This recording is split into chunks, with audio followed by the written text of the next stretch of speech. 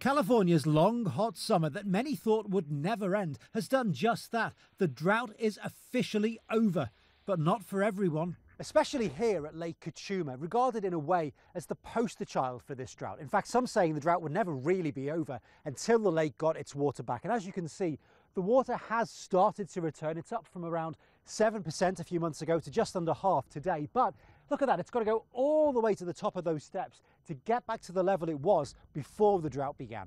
We could use another huge storm like we just had and fill her up, and then we'd be a little in a more comfortable state.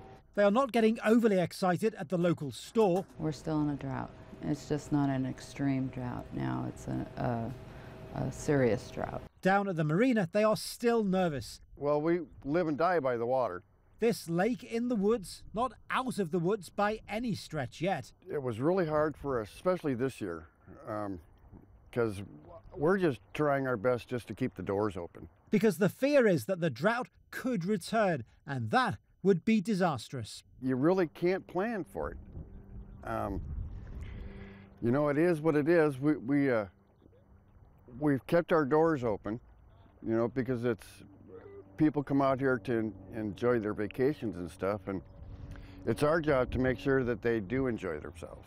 California's rain levels vary more than anywhere else in the United States. Where most eastern states fluctuate by 10%, California's can, researchers say, go 40 or 50% in either direction. And with concerns over rising temperatures, the question is there any chance this drought's going to return? Well, the governor said it's officially over, but it's not. And it will come back as it always has. California has a long history of droughts, sometimes severe droughts, some that have lasted decades.